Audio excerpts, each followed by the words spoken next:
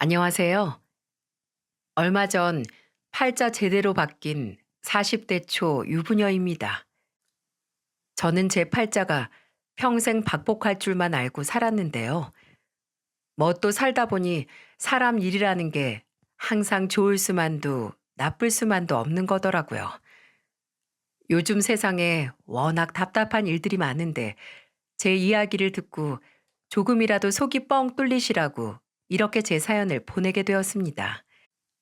저와 남편은 강원도 태생으로 같은 중소기업에서 일을 하다 사이가 발전하게 된 경우였어요.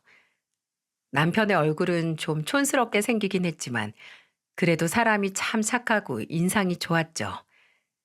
저는 가족이라곤 남동생 한 명뿐이라 제가 기댈 수 있는 듬직함을 가진 남편이 참 좋았습니다. 제 아버지는 어릴 적 엄마와 이혼한 후 금세 재혼해 인연이 끊겼고 엄마는 돈을 벌기 위해 외할머니에게 저를 맡기곤 타지로 일을 하러 가셨죠. 그래도 저를 짐으로 여기지 않으시고 애지중지 키워주신 외할머니께서 제가 고등학생 때 돌아가셨을 때 정말 얼마나 울었는지 모릅니다. 그리고 그나마 남은 엄마도 제가 32살 때 지병이 악화되어 돌아가셨죠. 제 외로움을 잘 알고 있던 남편은 제게 이렇게 청혼을 하더군요.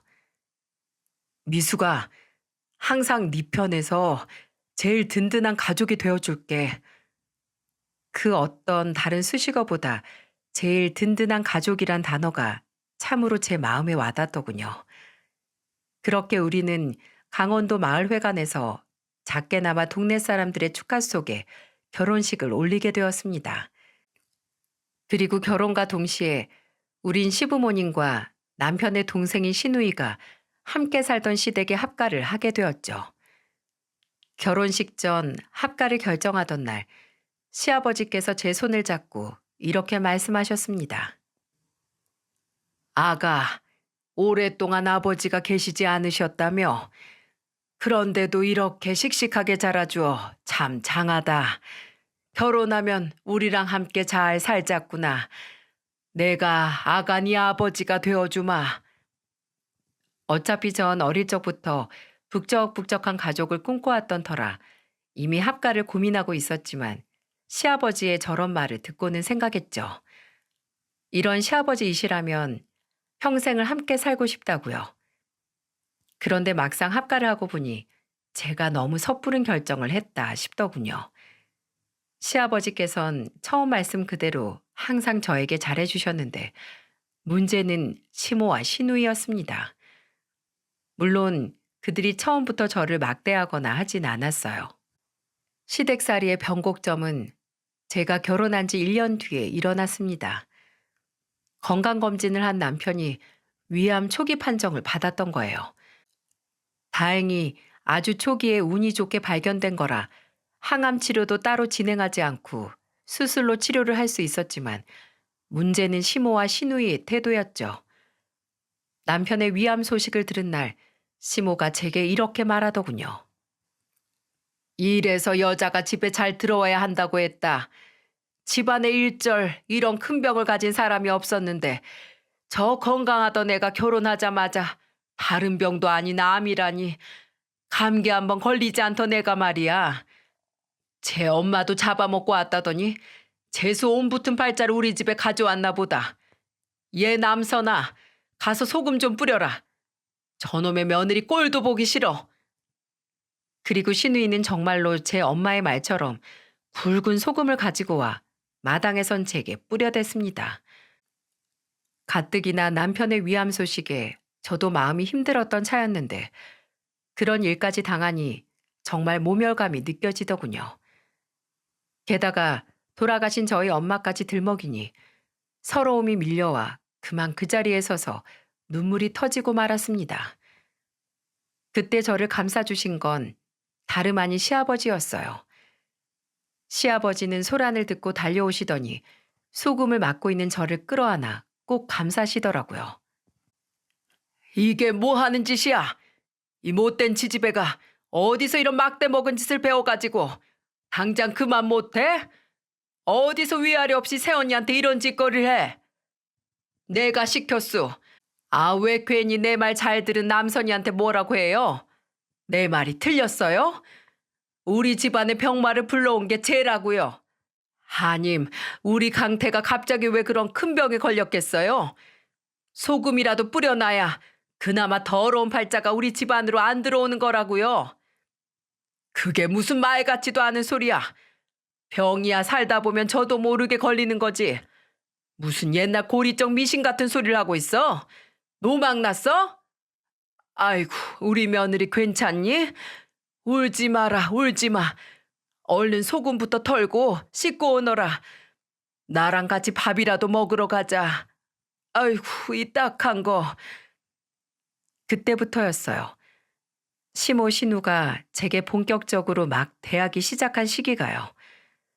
물론 저도 당하고 있지만은 않았죠. 아무 잘못도 하지 않은 저를 계속 병균 취급하는 그들에게 고분고분 당해줄 이유는 없었거든요. 저는 죄인이 아니니까요. 게다가 저를 짜증나게 하는 사람이 한 명 더 있었습니다. 바로 남편의 형, 제 아주버님의 아내, 바로 형님이었어요. 시간은 시골 마을에서 꽤 부유한 집안이었습니다. 기본적으로 농사를 지으면서도 40마리 정도의 소 농작도 겸하셨죠. 마을 유지인 시댁의 제일 큰 자랑거리는 남편의 형인 제 시숙이었다고 해요. 제가 결혼할 당시 시숙께선 이미 결혼을 하신 뒤였습니다. 시숙은 어릴 적부터 무척이나 공부를 잘 하셨다네요. 그런 시숙이 서울 명문대에 들어갔을 땐 마을 곳곳에 플랜카드가 3개나 걸렸었다고 합니다. 그만큼 시숙은 시부모님의 굉장한 자랑거리였죠. 지금은 다니던 대기업을 나와 사업을 하고 계신다고 들었고, 시숙의 아내, 그러니까 제 형님이 되신 분께서도 무료 변호사라는 의리의리한 직업을 가지고 계시더군요. 시숙 부부가 그렇게 엄청난 스펙을 가졌으니 이런 시골의 작은 중소기업에 다니던 저희 부부는 자연스럽게 비교가 될 수밖에요. 그래도 전 사람은 자신이 생긴 그대로도 충분한 가치가 있다고 생각해 크게 위축이 되거나 하진 않았습니다. 마치 저와는 다른 세상에 사는 사람들 같다고 느끼기도 했고요. 그렇게 사업과 일이 바쁘다며 제 결혼 초 1년여 정도는 시댁에 발걸음조차 않던 시숙 부부가 이제야 짬이 생겼다며 명절이니 어버이날이니 한 번씩 시댁으로 내려오면서부터 제 인생의 새로운 빌런이 나타나게 된 거죠. 저는 그렇게 개념 없는 사람은 처음 봤어요. 아주 자기 몸만 귀하고 저는 시댁에서 일하는 몸종 취급을 하더라고요. 아주 상전이 따로 없었다니까요. 아유, 동서, 요새 집에 걸레질 제대로 안 하나 봐. 여기 내 발바닥에 먼지 묻은 것 좀 봐. 이렇게 집안일을 소홀해서 쓰겠어? 제가 형님 발바닥까지 들여다봐야 돼요? 그리고 좀 묻었으면 닦으시면 되잖아요. 그리고 제가 전업주부도 아닌데 어떻게 하루 종일 바닥만 닦고 있어요? 동서, 거기는 버는 돈이 거의 최저임금 수준이라며? 그런 푼돈 벌어오면서 양심 없이 집안일도 도맡아 안 한다는 건 좀 그렇지 않아? 뻔뻔하기도 하지. 뻔뻔은 형님이 뻔뻔이죠. 어떻게 시댁에 와서 손에 물 한 방울 묻힐 생각은 안 하세요? 어머, 동서, 난 손님이잖아. 더군다나 난 일하느라 바빠서 집에서도 집안일 잘 안 해 버릇해서 잘 못해. 잘하는 사람이 대신하는 거지. 그쵸, 어머님? 큰애 말이 맞다. 넌 어디서 위아래도 없이 네 형님한테 따박따박 말대꾸야? 법조계에서 일을 한다는 게 보통 중요한 일이 아니야. 아무렴 나라의 기강을 바로잡는 일인데 큰일하는 우리 큰며느리한테 이런 시답지 않은 일을 시킬 수야 없지. 많이 먹고 푹 쉬다가 가렴. 바쁜데 시간 내서 우릴 보러 와줘서 정말 고맙다. 어머님, 그럼 저는 이런 시답지 않은 일을 해도 되는 사람이에요? 말꼬리 잡는 거 하고는 네가 하는 일이 뭐 돈을 많이 버냐? 아니면 나라의 중한 일을 하냐? 고작 쥐꼬리만한 회사 다니면서 생색은? 그럼 시엠이 내가 하리?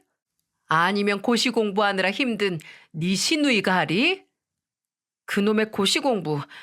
아가씨 맨날 방에서 유튜브만 보시던데요, 뭘. 이것이 그래도?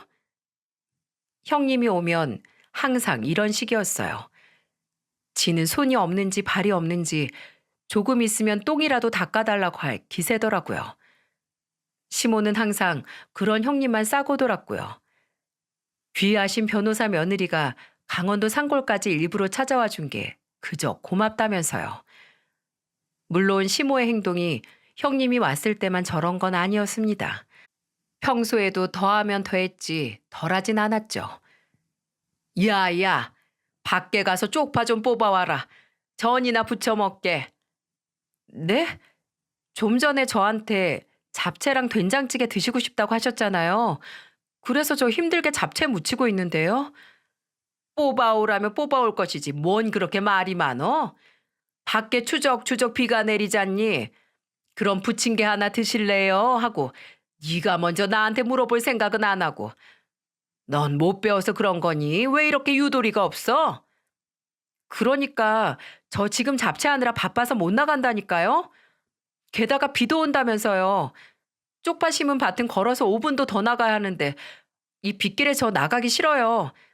드시고 싶으면 어머님이 나가서 직접 뽑아오세요. 근데 전 이 잡채 다 무치기 전까지 전 못 붙여요. 아이고, 이젠 하다하다 지 시애미 말까지 저렇게 무시하는구나. 아유, 내 팔자야, 내 팔자야. 우리 엄마 노년에 팔자가 꼬였네. 어디서 저런 막대 먹은 며느리가 들어왔을까? 둘째 오빠가 결혼을 잘못했어.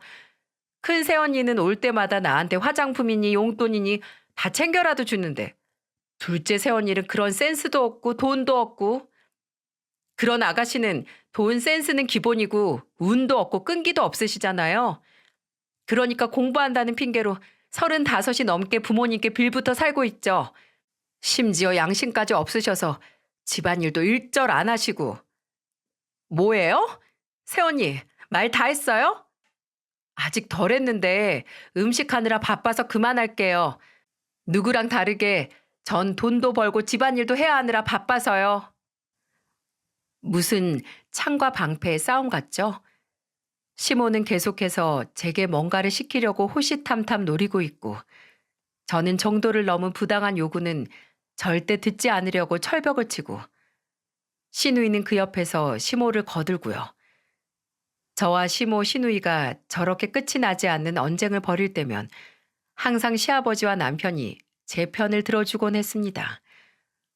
항상 시아버지께서 제게 너는 내 딸이다, 내가 미안하다 말씀을 해주시니 그나마 제가 시모와 시누의 개념 없는 행동들을 견뎌낼 수 있었던 거죠. 자신이 제 아빠라고 말해주시는 시아버지와 사는 게 참 좋았거든요. 그리고 자신을 무시할 땐 참고 넘겨도 시모와 시누이는 제게 함부로 대할 때면 불같이 화를 내던 남편 앞에선 시모와 시누이가 별다른 말을 하지 않기도 했고요. 그렇게 아웅다웅하며 시댁에서 산 지 5년이라는 시간이 흘렀습니다. 그날은 기온이 영하 15도 아래로 뚝 떨어진 아주 추운 설 전날이었어요. 바쁘다며 오지 못한 시숙을 대신해 형님은 혼자 시댁으로 내려왔었죠. 시모는 그 추위에 버선발로 뛰어나가 형님을 반기시더군요. 아이고, 우리 변호사 며느리 왔어? 얼마 전에 보내준 안마의자는 잘 받았다. 뭐 이런 걸 다 보냈어? 일하느라 힘들 텐데 시부모까지 생각해 주다니 참 고맙기도 하지. 얼른, 얼른 들어와라. 그리고 내려오느라 고생했다며 거실 소파에 앉아있는 형님의 무릎을 열심히 주무르셨죠. 형님은 또 시모가 그 짓을 하도록 그대로 내버려 두고요. 저는 속으로 어휴, 아주 대단한 상전 납셨네 하고 생각했죠.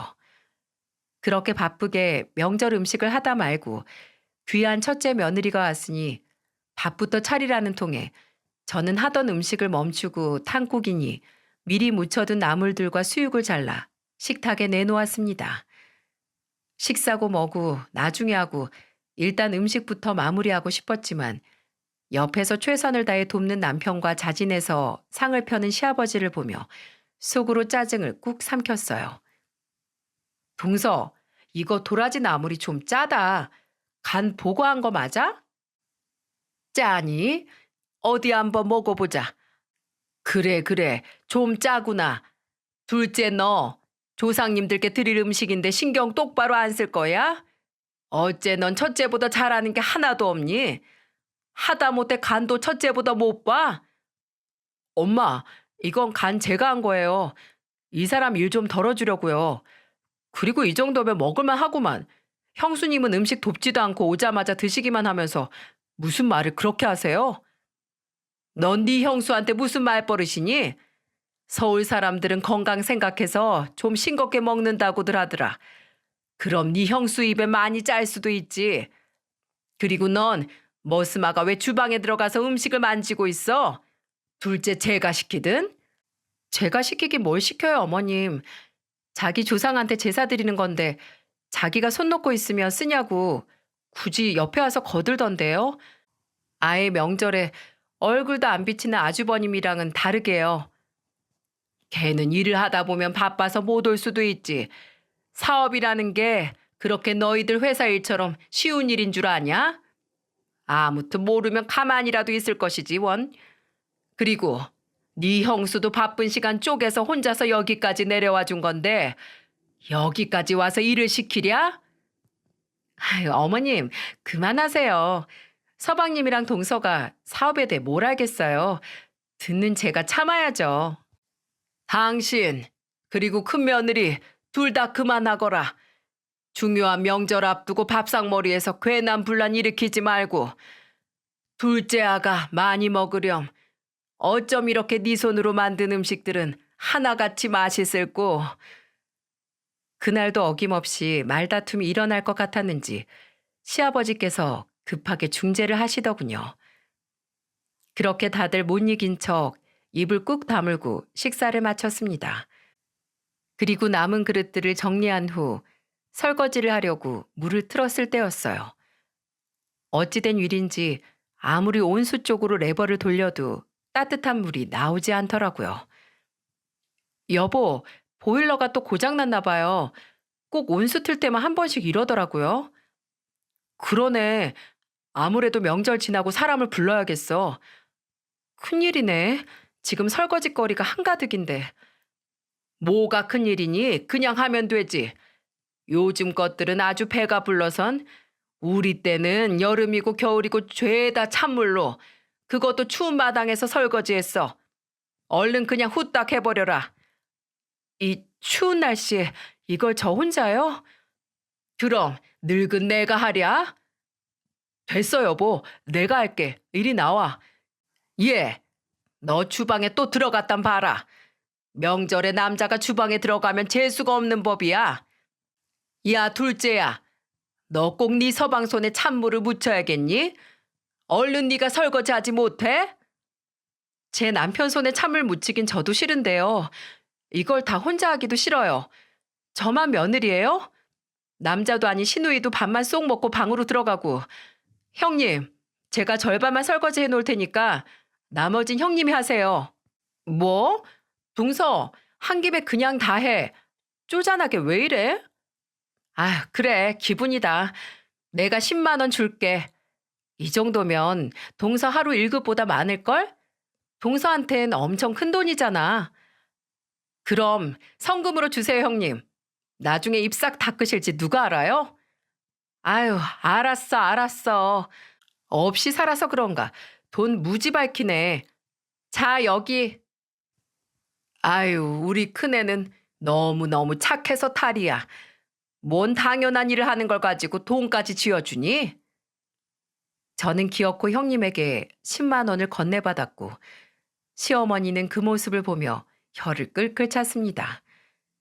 시아버지는 수여물을 주러 밖에 나가신 터라 자리에 계시지 않았고요. 보셨으면 분명 형님에게 호통을 치셨겠죠. 저는 돈을 받아들자마자 그 자리에서 갈기갈기 찢어 형님에게 던져버렸습니다.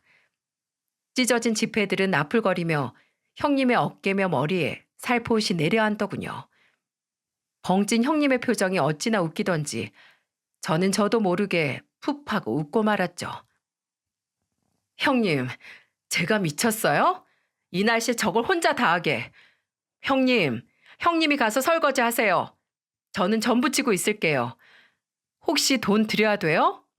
그럼 아까 형님 드신 밥 있죠? 그 밥값 한다고 생각하세요. 거기 들어간 반찬값 저희 부부가 다 냈거든요. 게다가 상차린 인건비까지 들어가야 하니 형님이 주신 10만 원은 좋게 넘을 거예요. 저는 가서 전 부치고 있을게요. 그때였어요. 갑자기 시모가 눈을 부릅뜨고는 식탁으로 달려들었습니다. 너무 갑작스러웠던지라 저는 아무런 손도 쓰지 못했죠. 글쎄 시모가 이젠 하다하다 제게 무슨 짓까지 했는 줄 아세요?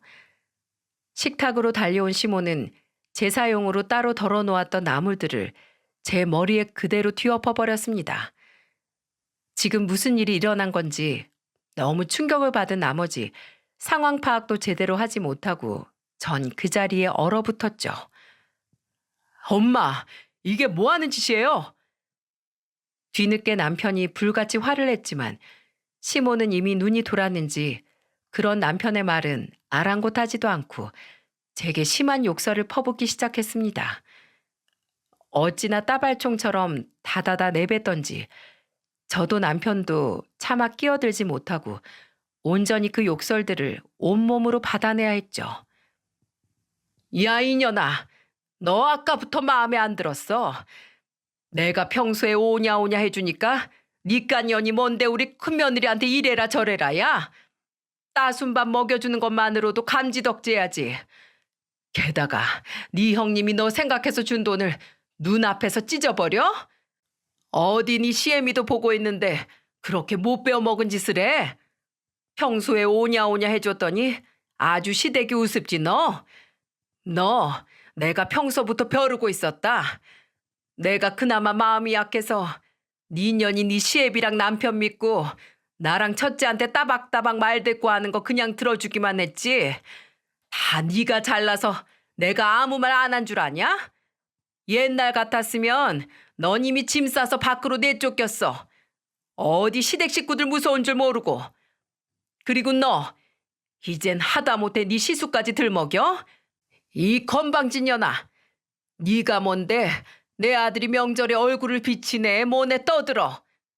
어디 우리 귀한 장손을 천한 내년 입에 올려봐. 이 빌어먹을 벼락 맞으려나. 태어나서 그렇게 다양한 욕을 면전에 대고 들어본 건 정말이지 처음이었습니다. 시모의 욕설들은 거의 5분 동안 멈추지 않고 계속됐고 저는 계속해서 뒤통수를 망치로 두들겨 맞는 것처럼 너무 충격을 받아 그 자리에 주저앉고 말았죠. 시모의 욕설이 이명처럼 귓속을 메우고 웅웅거려 심한 두통이 오다 못해 현기증까지 나더군요. 저는 밀려오는 메스꺼움에 결국 자리에 쓰러져 드러눕고 말았습니다. 그 뒤 정신이 너무 혼미해져 남편이 뭐라고 저에게 외치는 모습도 구급차에 실려 응급실에 가는 과정도 전부 다 꿈처럼 느껴졌어요. 그러다 잠이 들었던 모양입니다. 다시 정신을 차렸을 때 저는 응급실 침대에 누워 링거를 맞고 있었고 남편은 제 손을 꼭 붙잡고 저를 지켜보고 있더군요. 여보, 괜찮아? 정신이 좀 들어? 어, 어떻게 된 거야? 당신 혼절해서 구급차에 실려왔어. 내가 얼마나 놀랐는 줄 알아? 여보, 내가 정말 미안해. 우리 당장 분가하자. 그 집에서 나오자. 5년이나 그 집에 살면서 당신이 고생 정말 많았어. 그동안 내가 돈이 없어서 독립하자는 말을 따로 못했는데 그래도 그동안 알게 모르게 모은 돈이 조금이라도 있으니까 우리 단칸방이라도 얻어서 나가자. 당신한테도 그게 좋겠어. 남편의 말을 듣고 저는 그저 고개를 끄덕였습니다. 이번 일로 저와 시모는 더 이상 관계 회복이 어려울 거라는 사실을 확실히 깨달았거든요. 그래도 그동안은 시아버지를 생각해 꾹 참고 있었는데 견딜만 하다고 생각했던 것과는 다르게 저도 내심 스트레스를 많이 받았던 모양이더라고요. 그리고 그 스트레스들 때문에 아무리 노력해도 아이가 생기지 않은 건 아닐까 하는 마음도 들어 저는 남편의 말처럼 작은 원룸이라도 얻어 그 집에서 나오기로 했습니다. 그렇게 링거를 다 맞고 심신의 안정을 취하고 나서야 저와 남편은 병원에서 나왔어요. 남편은 그 집에선 밥이 제대로 넘어가지도 않을 테니 편의점에서 간단히 뭐라도 먹고 가자고 하더군요. 그렇게 우린 편의점으로 들어갔고 각자 라면 하나, 김밥 하나씩을 들고 와 계산을 하는데 그날따라 자꾸 매대 옆 로또 종이들에 시선이 가더라고요. 평소에는 한 번도 사보고 싶다는 생각조차 한 적이 없었는데요. 저는 계산을 하다 말고 남편에게 말했습니다. 여보, 우리 로또 하나 사볼까? 로또? 당신 이런 거 별로 안 좋아하잖아. 그렇긴 한데 그냥 요새 자꾸 나한테 안 좋은 일만 생기고 팔자가 이렇다 보니 너무 힘들어서 마음이라도 좀 편해지고 싶어서 로또 당첨되는 게 하늘의 별 따기인 건 알고 있는데 그냥 한 번쯤은 이런 거 사보는 것도 나쁘지 않지 않을까 싶네. 그래? 그럼 그러지 뭐. 저희 이거 5천 원어치만 자동으로 주세요. 그렇게 우린 로또를 한 장 사서 제 지갑에 고이 넣어두었습니다. 하지만 로또를 샀다는 사실 자체는 저희 부부 머릿속에서 금방 잊혀졌어요. 애초에 별로 기대를 하지 않았던 탓도 있고 다시 시댁에 들어가서도 한동안 정신이 없었거든요. 저희 시댁에 들어가자마자 시아버지께 분가를 하겠다고 말씀을 드렸습니다. 아버지, 저희 이제 나가서 살려고요.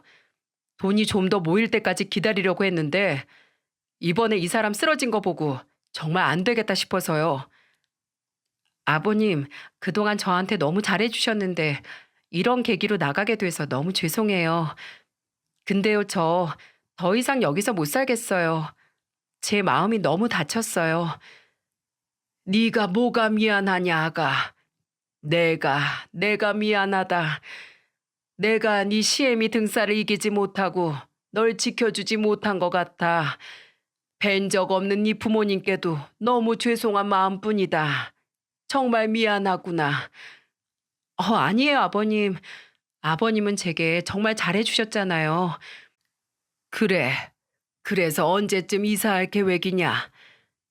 이사할 집도 알아보고 이것저것 준비하려면 적어도 한 달 정도는 걸릴 것 같아요. 그래, 알았다. 내가 도와줄 게 있으면 언제든 말하거라. 알았지? 그렇게 저희 부부는 하나씩 이사 준비를 시작했어요. 처음 이사 갈 집을 구하러 나갔던 날은 솔직히 마음이 좋지 않았어요.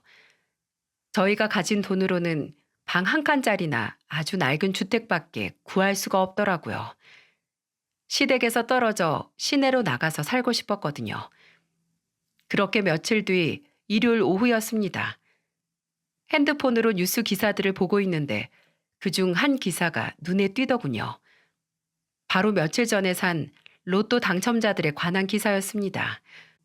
로또 1등 몇 명, 로또 2등 몇 명 당첨 등의 내용이었죠. 저는 그제야 잊고 있던 로또 한 장을 제 지갑에서 꺼냈죠. 그리고 핸드폰으로 이번 로또 당첨 번호를 검색해 제가 가지고 있던 종이의 번호와 맞춰보기 시작했어요.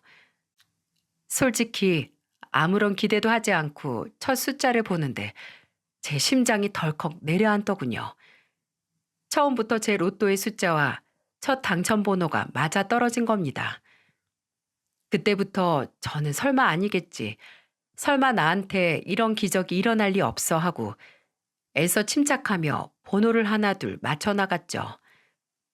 그리고 정말 거짓말처럼 숫자 하나하나가 당첨 번호와 들어맞기 시작하자 등 뒤로 식은땀이 흐르더군요. 다음 번호를 향해 시선을 옮길 때마다 심장이 쿵쾅거려 미치는 줄 알았습니다. 그리고 모든 번호를 맞춰봤을 때 저는 두 다리가 풀려 그 자리에 주저앉고 말았어요. 그렇게 박복하다 했던 제 팔자에 이런 일이 생길 수 있을까요? 이런 기적 같은 일이 제게 찾아오다뇨. 그때 저희 부부가 샀던 로또는 무려 2등에 당첨이 되었습니다.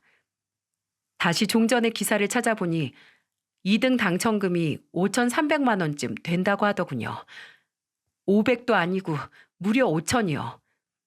누군가에겐 적은 돈이라고 여겨질 수 있지만 제겐 태어나서 한 번도 만져보지 못한 아주 큰 돈이었습니다. 손이 부들부들 떨리고 숫자를 하나씩 다시 맞춰보기를 여러 번이었지만 몇 번을 확인해봐도 제 손에 들린 로또 종이는 2등짜리였죠. 저는 축사를 청소하러 나간 남편에게 한달음에 달려갔습니다. 그리고 이 기쁜 말도 안 되는 기적 같은 소식을 전해주었죠. 그게 정말이야? 그 5천 원짜리 한 장을 산 게 2등에 당첨이 됐다고? 그래, 그렇다니까. 여보, 우리 이 돈에 대출 좀 더 보태서 제대로 된 집으로 이사 가자. 이 정도면 우리 시내에 충분히 집 구할 수 있어. 원룸처럼 좁은 곳으로 가지 않아도 된다고. 우리 둘은 정말 얼싸안고 기뻐했죠. 저는 이 소식을 얼른 시아버지에게도 전하려고 했지만 남편이 저를 말리더군요. 저는 의아해서 남편에게 그 이유를 물었습니다. 근데 그 이유라는 것들이 정말 기가 막히더군요. 저는 그동안 까맣게 몰랐던 이 집안의 속사정을 제가 낱낱이 알게 되는 순간이었어요. 사실 이번 명절에 안마 의자를 사온 건 다 형님의 속이 뻔히 보이는 수법이었다고 합니다. 마스크 시국으로 인해 시숙의 사업이 점차 기울자 시숙 부부는 시부모님께 돈을 빌려달라는 명목으로 계속해서 돈을 가져갔다더군요. 어차피 그렇게 귀한 아들의 부탁이었으니 두 분께선 돌려받으려는 생각조차 하지 않으셨을 테지만은요. 시숙 부부도 그런 사실을 아주 잘 알고 있었는지 언제부턴간 갚을 생각조차 않고 계속해서 돈을 달라고 하더랍니다. 어쩐지 요즘 아버님이 축사의 소들을 자꾸 내다 파시길래 슬슬 체력이 붙이셔서 그러나 싶었는데 그게 다 시숙 부부가 빌려달라고 한 돈을 마련하기 위해서였더라고요. 남편은 저희의 당첨 소식을 알면 혹시라도 시아버지가 시숙에게 빌려주라고 말할까봐 걱정을 하는 듯 했습니다. 게다가 형수도 알고 보니까 문제가 많더라고.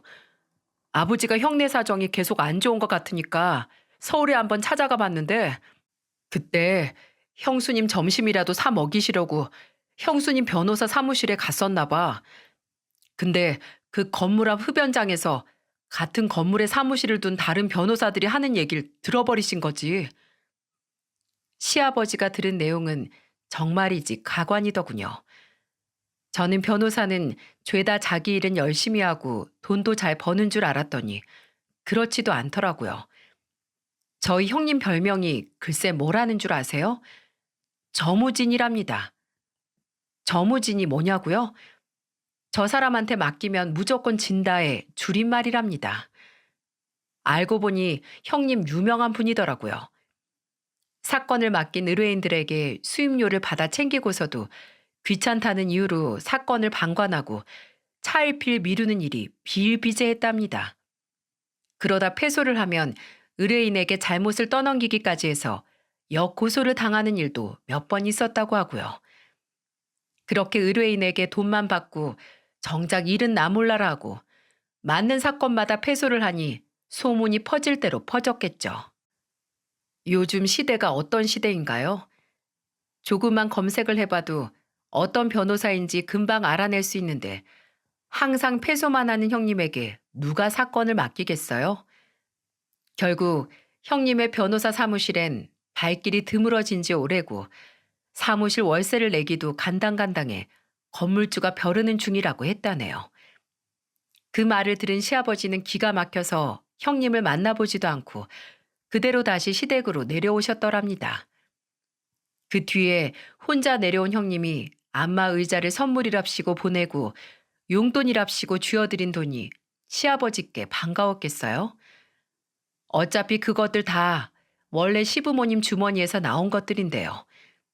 시아버지가 시모에겐 차마 형님의 실체를 이야기하지 못하셔서 형님이 돈을 제대로 벌지도 못하고 시부모님 돈만 쏙쏙 빼먹고 있는 돈벌레라는 사실을 몰랐던 시모는 그저 형님이 예쁘고 기특했던 거겠죠. 사업이 기울어서 힘든 자기 아들을 형님이 경제적으로나 심적으로나 든든히 받쳐주고 있을 거라고 생각했을 테니까요. 그 이야기를 듣자마자 전 이사를 가기까지 남은 한 달간 시댁에서 조용히 지내야겠다는 생각을 버렸습니다. 저희 부부에겐 10원짜리 한 장 주기도 아까워하던 시모가 저희가 벌어오는 돈들도 생활비 명목으로 대부분을 요구했던 그 시모가 시숙 부부에겐 그렇게 물심양면 돈을 퍼다 날라 썼다니요.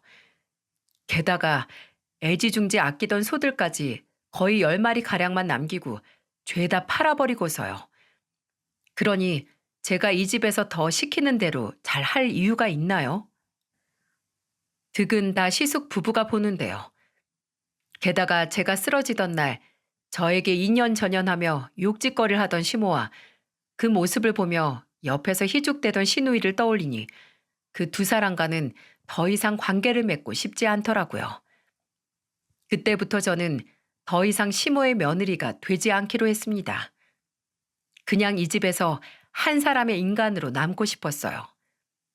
그리고 제가 5년간 당했던 것들을 되갚아주고 싶었죠. 예, 너 밖에 소유어물 좀 주고 와라. 네? 싫어요.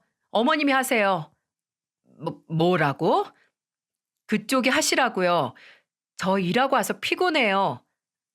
뭐? 그쪽? 너 지금 그쪽이라고 했니?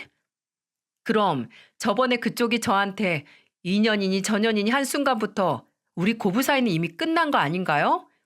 설마 저한테 그런 식으로 행동하시고도 저랑 시어머니 며느리 관계가 계속 될 줄 아셨어요? 어머, 모렴치 하셔라.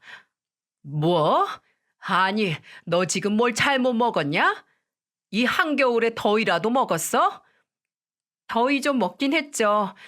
어머님 때문에 제 속에 천불이 났었잖아요. 그리고 소들 저렇게 밥 먹이고 키워놓으면 뭐래요? 죄다 팔아서 아주머님네 도와드릴 거잖아요. 저희한텐 땡전 한 푼 떨어지는 것도 없는데요. 아무튼 전 안 해요. 어머님이 직접 하세요. 어머님 귀하신 첫째 아드님을 위한 일이잖아요. 야야, 배고프다. 밥 좀 차려라. 네? 싫어요. 아줌마가 차려 드세요. 아줌마? 너 이제 하다 나한테 아줌마라고 하는 게냐?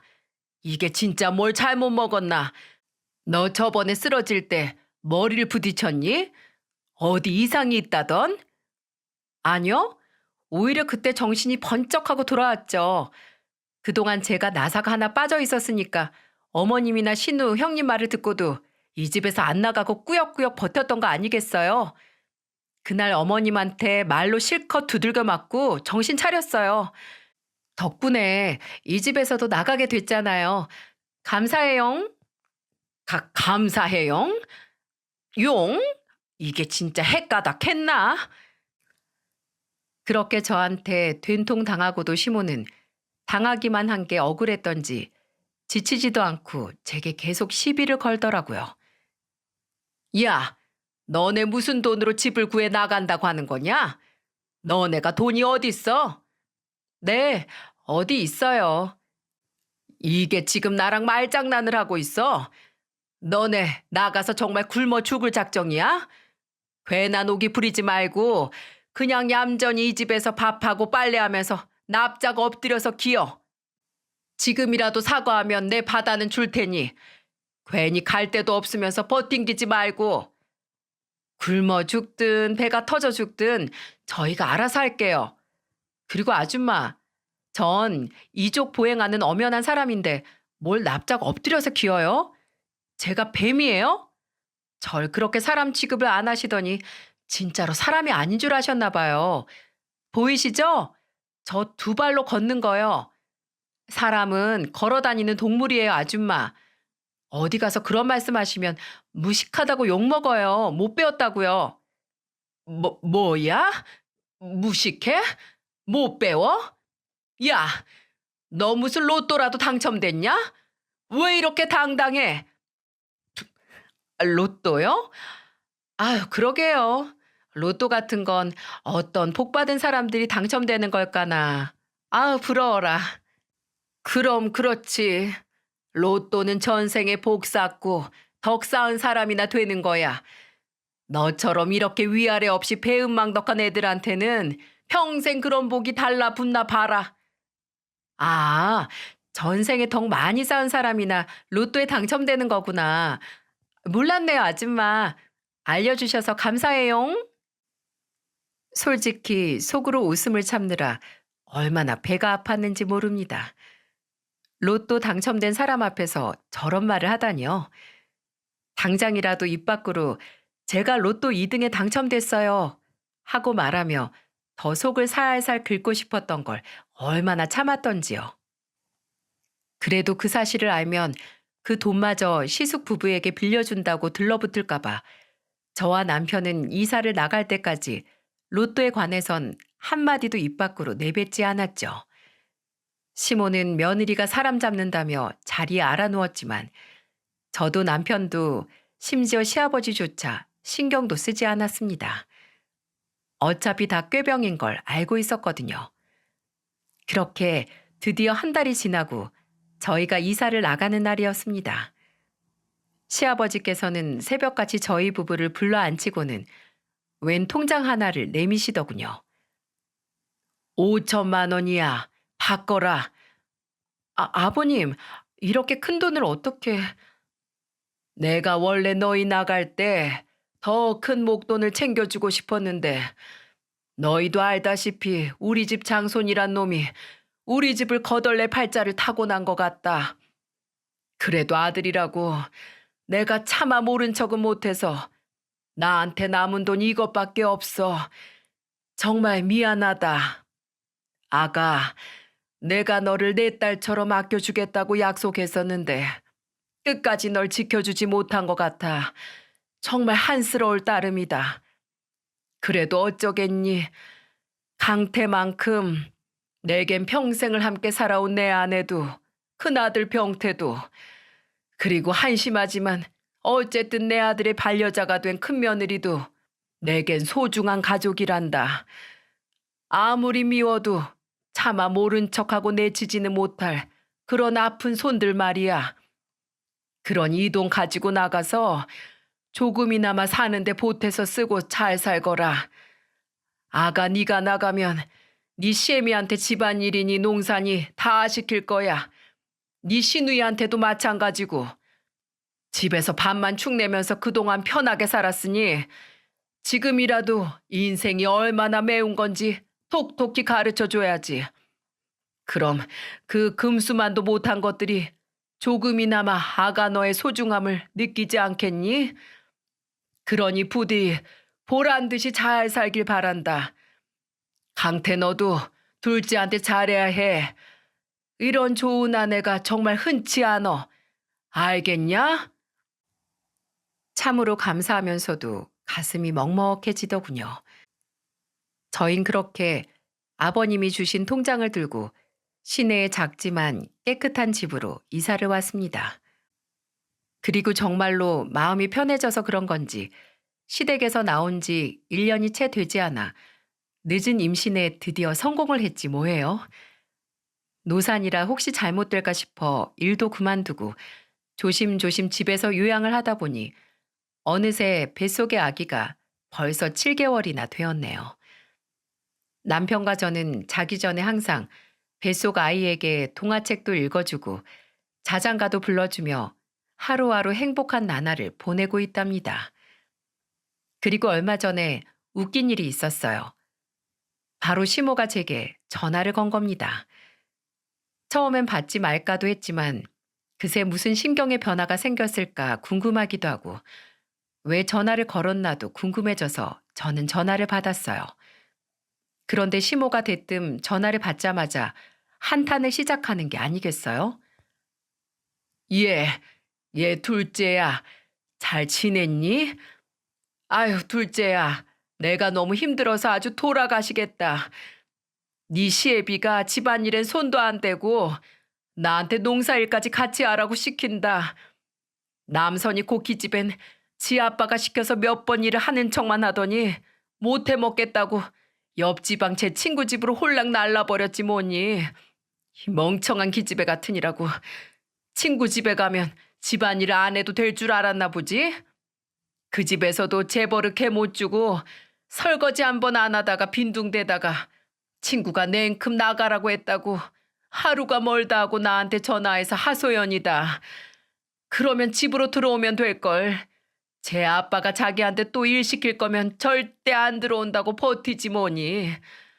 아휴, 걔는 인간이 언제 된대니. 그리고 왜 얼마 전 네 시애비 생일 때 나는 쏙 빼고 네 시아버지만 불러서 고기를 사다 먹이냐? 나는 시부모도 아니니? 그날 너무 서운해서 내가 밤을 꼴딱 새면서 울었다. 아니 아줌마, 아니 어머님, 제가 그 집에 사는 동안 저한테 했던 행동들 다 잊으셨어요? 저한테 천한년이라고까지 하신 거 기억 안 나세요? 남편이 저한테 그러더라고요. 저 앞으로 어머님 안 만나도 되고 아버님만 불러서 같이 밥 먹고 아버님만 불러서 같이 놀러 가고 그렇게 아버님만 챙기면 된다고요. 어머님, 양심이 있으시면 저한테 이러시면 안 되죠. 그러지 않아요? 어머님이 그렇게 아끼던 아주버님하고 형님 있잖아요.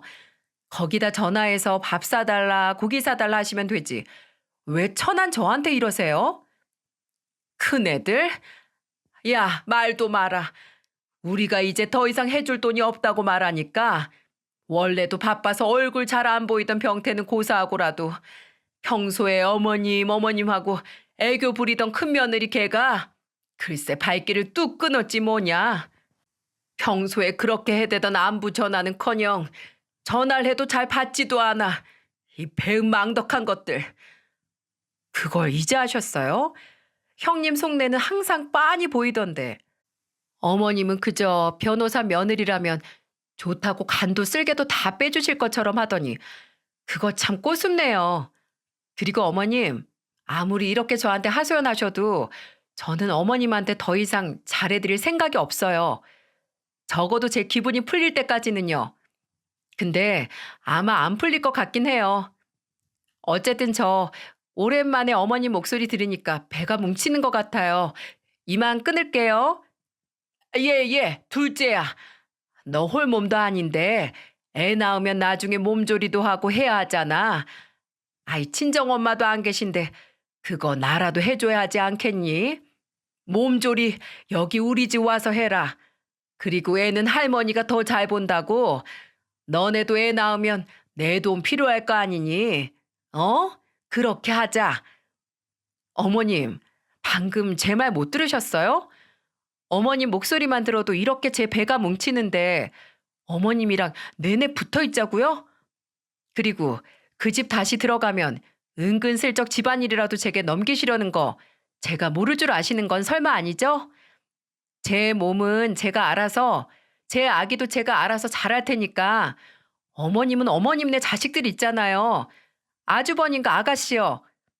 그분들 사람 만드는 일 먼저 하셔야 할 것 같아요. 그럼 저 정말로 끊어요. 저는 그렇게 시모의 전화를 뚝 끊어버린 후 바로 수신 차단을 해버렸습니다. 오랜만에 시모의 목소리를 들으니 꾀병이 아니고 정말로 제 배가 살살 아픈 기분이었거든요. 그래도 마지막으로 할 말은 다 해서 속이 참 후련했습니다. 여러분, 가장 뻔하면서도 유명한 명언이 있죠? 있을 때 잘하라는 말이요. 저를 그렇게 구박하더니 이제야 제게 앵겨 붙으려 애쓰는 시모를 보니 정말 딱 저 말을 해주고 싶더라고요. 어머님, 예전에 이런 사연 유튜브 가끔 들으시던데 이 채널도 꽤 유명한 채널이니까 어머님께서 듣고 계실지도 모르겠네요. 딱 들으면 어머님 사연인 줄 아시겠죠? 어머님, 옛 어른들 말씀이 하나도 틀린 게 없더라고요. 그러게 제가 어머님 곁에 있을 때 좀 잘하시지 그러셨어요. 앞으로도 제 빈자리 크게 느끼시면서 반성하고 사세요. 아셨죠? 그럼 여기까지 들어주신 여러분께 감사 인사드리면서 이만 글을 마치겠습니다.